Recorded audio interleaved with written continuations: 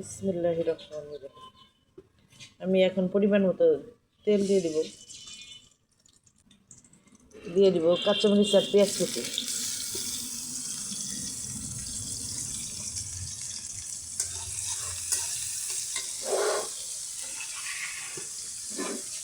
পেঁয়াজটি ভালো করে একটু ভেজে নেব।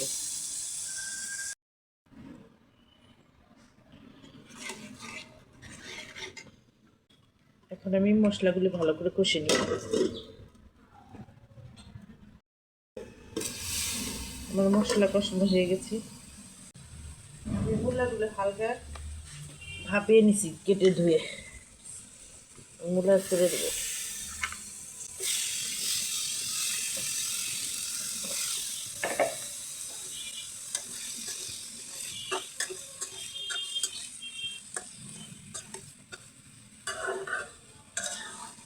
আমি আবার ঢেকে রাখবো।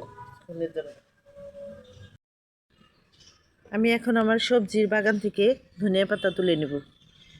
টাটকা ধনিয়া পাতা মূলাতে দেওয়ার জন্য।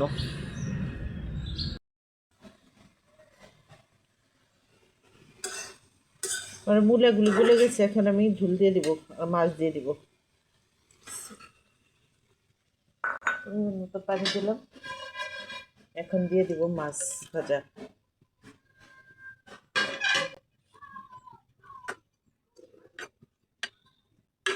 আবার আমি ঢেকে রাখবো কিছুক্ষণের জন্য।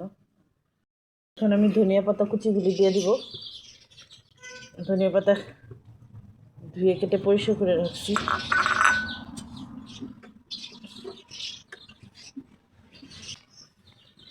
লবণ দিয়ে দেবো হালকা পরিমাণে।